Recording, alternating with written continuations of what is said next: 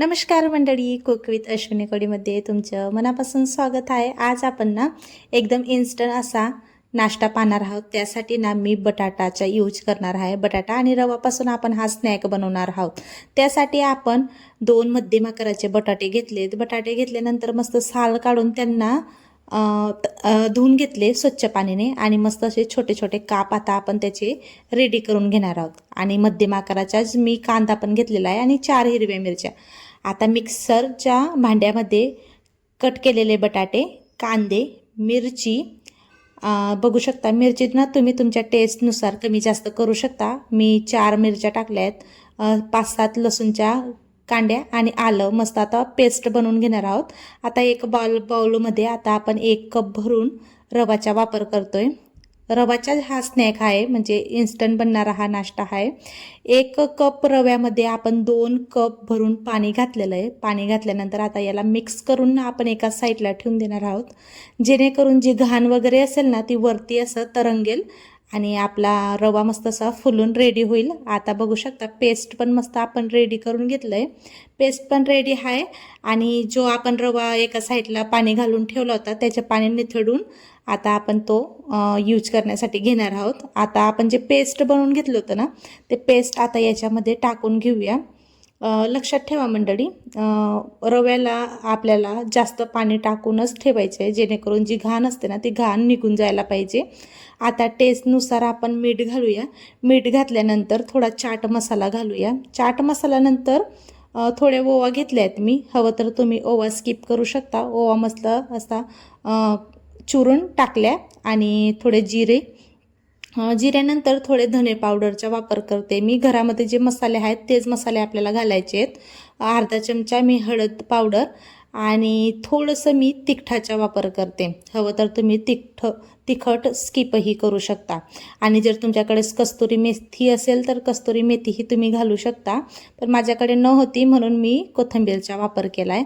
आता कोथिंबीर घालून मस्त आता हे बॅटर आपण मिक्स करून रेडी करून घेतलं आहे। आता तुम्हाला सांगायचं म्हटलं की मसाला टाकायचा मी विसरले होते, म्हणून थोडा मसाला पण टाकते, गरम मसाला। गरम मसाल्याच्या ऐवजी ना तुम्ही मॅगी मसाला जर टाकला ना तर खूप छान असा फ्लेवर या नाश्त्याला येतो। आणि आता आपण थोडं तेल घालून परत आता हे मिक्स करून घेऊया।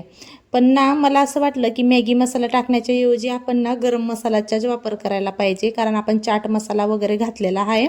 आणि जर ना तुम्हाला चाट मसाला नसेल ना घालायचं तर तुम्ही दह्याचाही वापर करू शकता बरं का। आता बघा सगळं बॅटर मिक्स करून झालं होतं आपलं। मिक्स केल्यानंतर एका कढईमध्ये आता हे बॅटर आपण टाकून देणार आहोत आणि टाकल्यानंतर मस्त आता याला परतवून घेऊया।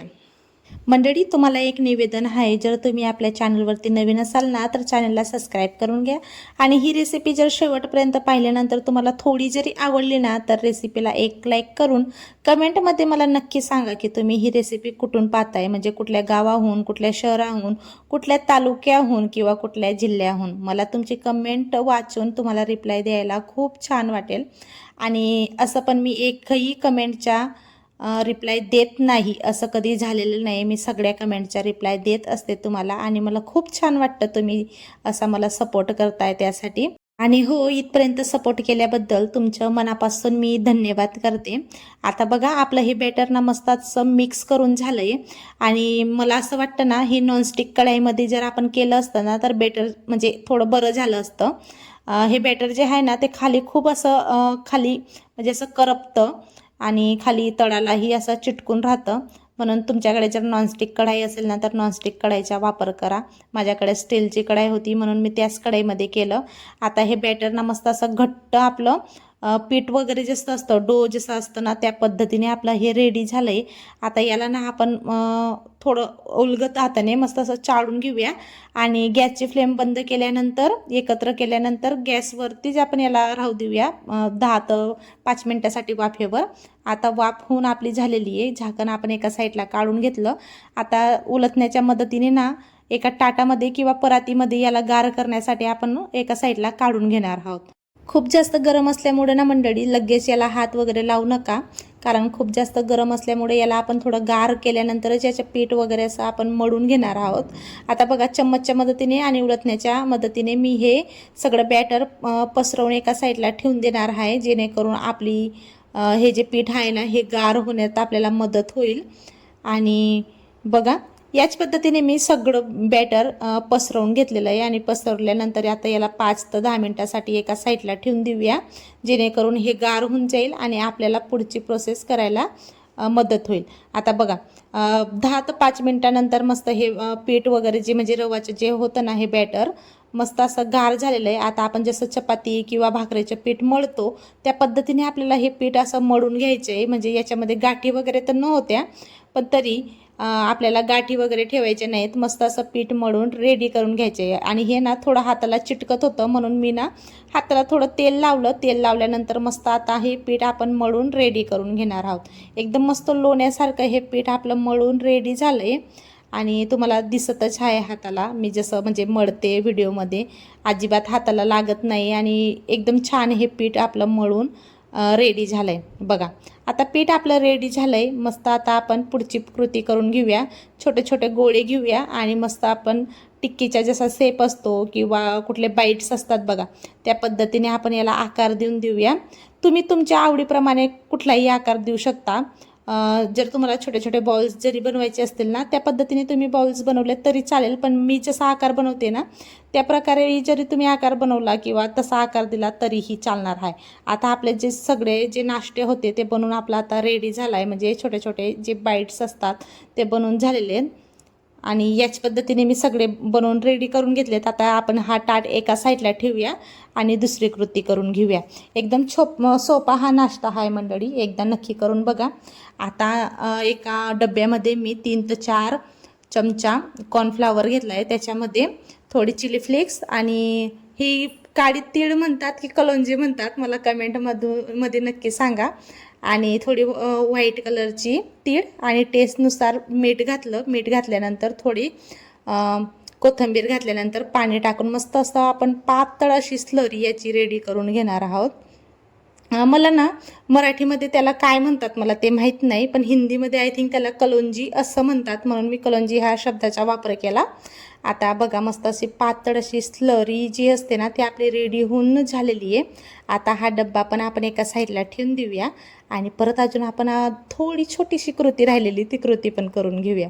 आता जे शेवया असतात बघा बऱ्याच अशा घरामध्ये अशा पातळ अशा शेवया असतात जे आपण खीर बनवतो त्या शेवया मी घेतल्या आहेत. आता यांना मस्त असं बारीक चुरून घेऊया आणि बारीक चुरल्यानंतर आपण जी स्लरी वगैरे बनवून घेतली होती ना त्या स्लरीमध्ये टाकून घेऊया. म्हणजे जेणेकरून ना हा नाश्ता एकदम क्रिस्पी आणि एकदम छान आपला टेस्टी लागायला पाहिजे. यासाठी जर तुम्हाला नसेल ना शेवया घालायच्या तर तुम्ही ते स्किपही करू शकतात.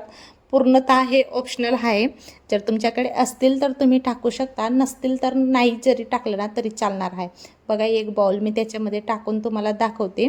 असा डिप करायचा आणि असा चम्मचच्या मदतीने असा काढून घ्यायचा आणि असं डिप केलेले हे जे बाईट्स आहेत ना ते आपल्याला एकदम कडकडीत तेलामध्ये तळून घ्यायचे. आणि लक्षात ठेवा जेव्हा हे आपण हा नाश्ता जेव्हा तळत असतो ना तळत असताना अजिबात गॅसची फ्लेम कमी किंवा मीडियम ठेवू नका. एकदम हाय गॅसवरती तळा जेणेकरून एकदम क्रिस्पी हा नाश्ता रेडी होईल आपला आणि मऊ असा लागणार नाही. कारण आपण पीठ जे होतं ना ते आधीच शिजवून घेतलेलं होतं म्हणून कच्चं वगैरे राहण्याची काही म्हणजे शक्यताच नाही. बघू शकता सगळे आपण जे बॉल्स होते ते टाकून घेतले आणि टाकल्यानंतर एकदम फास्ट गॅसवरती मस्त असं गोल्डन सोनेरी कलर होईपर्यंत आपल्याला एकदम मस्त असं तळून घ्यायचे. तळल्यानंतर ना खूप छान हा नाश्ता लागतो, एकदम छान. एकदा तुम्ही ही रेसिपी ना बनवली तर मी म्हणते ना आठवड्यातून 1-2 वेळेस नक्की बनवाल अशी ही रेसिपी आहे. एकदम सोपी ही रेसिपी. आता बघा सगळा नाश्ता आपला मस्त असा गोल्डन फ्राय होऊन झालेला आहे. आता आपण या झाऱ्याच्या मदतीने काढून घेऊया. तर ना मंडळी जर तुम्हाला हा जर नाश्ता डीप फ्राय नसेल करायचा ना तर ओव्हन वगैरे असेल ना तुमच्याकडे त्याच्यामध्ये जरी तुम्ही ठेवले ना तरी एकदम क्रिस्पी हा नाश्ता रेडी होतो. बघा मस्त आपला डीप फ्राय होऊन हा नाश्ता रेडी झालेला आहे. एकदम छान असा कलर आलेला आहे. माझ्या पद्धतीने ना एक वेळेस तुम्ही ही रेसिपी नक्की बनवून पहा आणि बनवल्यानंतर मला कमेंटमध्ये सांगा की तुमची ही रेसिपी कशी बनली होती आणि कशी लागली होती. आता मी हा नाश्ता शेजवान चटणीसोबत सर्व करते. तुम्हाला जर नसेल शेजवान चटणीसोबत सर्व करायच्या तर हिरवी चटणी किंवा नारळाची चटणी कुठल्याही चटणीसोबत तुम्ही हा नाश्ता सर्व करू शकता आणि एकदम टेस्टी हा नाश्ता लागतो. एकदम इन्स्टंट हा नाश्ता बनवून रेडी होतो. सोपी आणि सरळ रेसिपीसाठी आपल्या चॅनलला सबस्क्राईब करून घ्या. आणि जर तुम्हाला थोडी जरी रेसिपी आवडली तर रेसिपीला लाईक करून कमेंटमध्ये नक्की सांगा की तुम्हाला ही रेसिपी कशी वाटली.